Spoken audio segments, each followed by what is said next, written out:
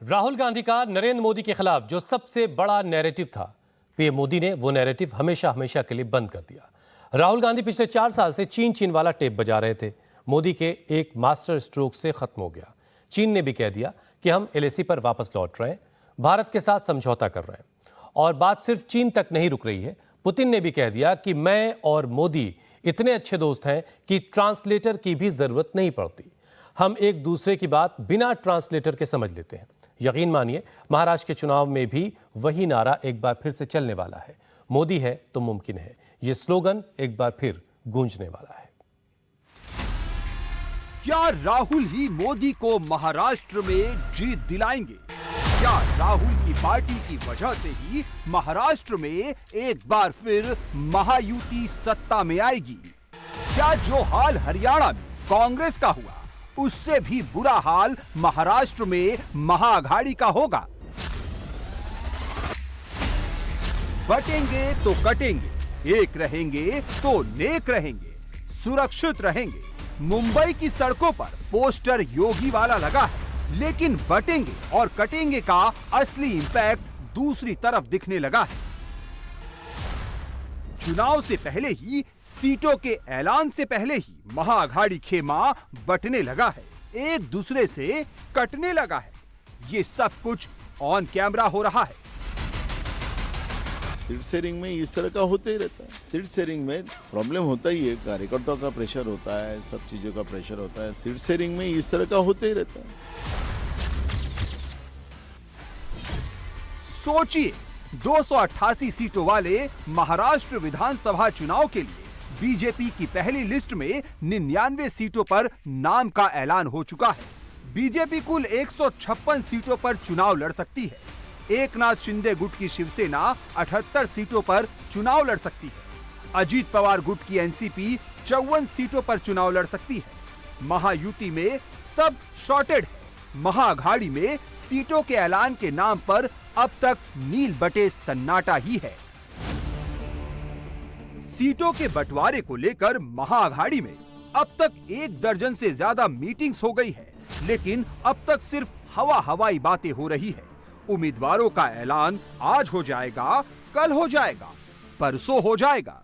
1 हफ्ते से भी ज्यादा वक्त से राहुल, ठाकरे, पवार का खेमा यही स्क्रिप्ट पढ़ रहा है। महाअघाड़ी में कुछ भी क्लियर नहीं दिख रहा है। जो हो रहा है वो सब कुछ सिर्फ कैमरे के लिए हो रहा है। नहीं, विवाद ऐसा कुछ नहीं।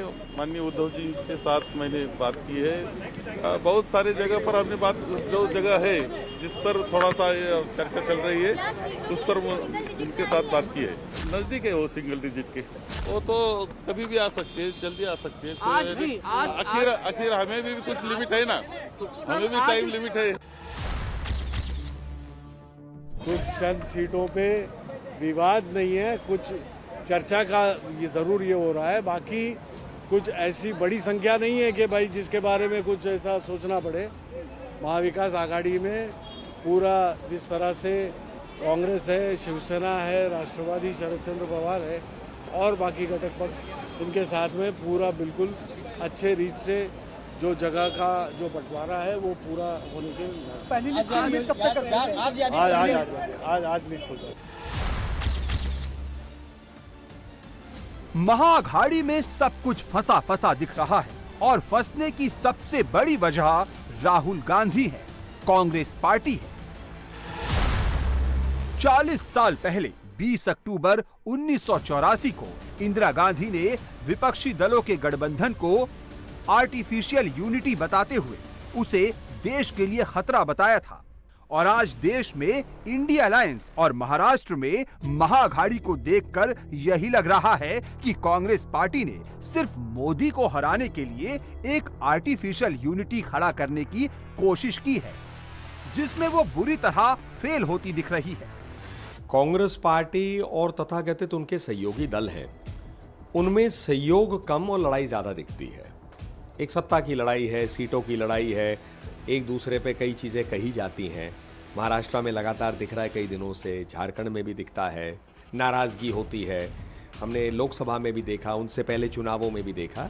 तो ये कोई गठबंधन सेवा भाव से नहीं बना है, ये गठबंधन सत्ता भाव से ही बना है। ये पूरी स्थिति से यही दिखता है कि कांग्रेस और उनके सहयोगी दल का एक सत्ता का खेल है और ये सत्ता की लड़ाई बिल्कुल सरेआम दिख रही है। राहुल, ठाकरे और पवार पहली बार महाराष्ट्र विधानसभा का चुनाव साथ साथ लड़ रहे हैं, लेकिन अंदर ही अंदर वो एक दूसरे से सीटों के लिए लड़ रहे हैं। पिछले हफ्ते शनिवार को महाअघाड़ी की 9 घंटे लंबी मीटिंग चली, सीटों पर फैसला नहीं हो पाया। रविवार को कांग्रेस की सेंट्रल और स्क्रीनिंग कमेटी की मीटिंग होनी थी, लेकिन कैंसिल करनी पड़ी।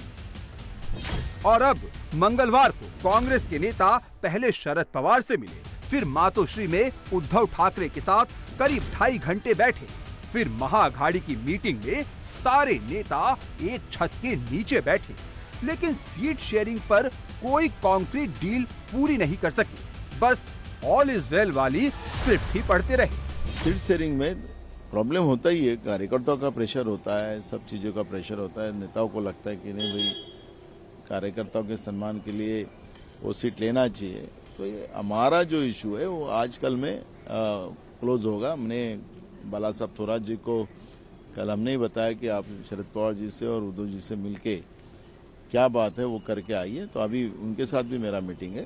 25-30 जगहों का प्रॉब्लम है, सॉल्व हो जाएगा। कोई नाराजी नहीं है, नाराजी किसी की नहीं है। सीट शेयरिंग में इस तरह का होते ही रहता है। बहुत सारा अभी तो पोला बहुत फूटने वाला है, पोला फूटने वाला है। अभी खेल शुरू हुआ है। बीजेपी ने खेल रखा था और बीजेपी का कैसा खेल टूटता है अब देखिए आ गया। महाराष्ट्र कांग्रेस के अध्यक्ष नाना पटोले कह रहे हैं कि महाराष्ट्र में बीजेपी का खेल खराब होने वाला है, लेकिन वो ये भूल गए कि बीजेपी के पास नरेंद्र मोदी नाम का एक ऐसा नेता है जो किसी भी पॉलिटिकल बैटल में जीत की 100% गारंटी है। हरियाणा ने अभी मोदी का ट्रेलर देखा है और अब महाराष्ट्र में भी वही रिपीट होने का अंदेशा है, और इसे आप मोदी की रूस वाली तस्वीरों को देखकर समझ सकते हैं। दुनिया के 25 देशों के राष्ट्राध्यक्षों की अप्रूवल रेटिंग में नरेंद्र मोदी इस वक्त भी 73% की अप्रूवल रेटिंग के साथ पहले स्थान पर हैं। मोदी इकलौते ऐसे वर्ल्ड लीडर हैं जिनकी अप्रूवल रेटिंग 70% से ज्यादा है। हरियाणा की एक जीत से मोदी का कॉन्फिडेंस किस लेवल पर जा पहुंचा है, इसका अंदाजा आप इन तस्वीरों को देखकर लगाइए। जब इस साल दूसरी बार नरेंद्र मोदी और रूस के राष्ट्रपति की मुलाकात हुई है। ये ब्रिक्स में भारत का बढ़ता कद ही है जिसने रूस के राष्ट्रपति को भी मोदी के सामने ये कहने पर मजबूर कर दिया कि भारत रूस के रिश्ते कुछ ऐसे हैं कि मोदी बिना अनुवाद के ही सब समझ जाएंगे। У нас такие отношения, что я считал, что вы и так все понимаете. Our relations are so tight that I thought that you would understand me without translation. अगर तस्वीरें वोटर्स के दिल और दिमाग पर इम्पैक्ट डालती हैं, तो यकीनन रूस से आई मोदी और पुतिन की हंसती मुस्कुराती इन तस्वीरों का असर महाराष्ट्र के वोटर्स पर पड़ेगा। सिर्फ रूस ही क्यों, मोदी ने ब्रिक्स जाके पुतिन से भी दोस्ती मजबूत की है और जिनपिंग से भी पावरफुल इंडिया के तौर पर ही डीलिंग की। साल 2020 के बाद ये दूसरा मौका है जब किसी एक समिट में नरेंद्र मोदी और शी जिनपिंग एक मंच पर नजर आए। ये वही चीन है जो मोदी पर अटैक करने के लिए कांग्रेस पार्टी का फेवरेट टॉपिक हुआ करता था।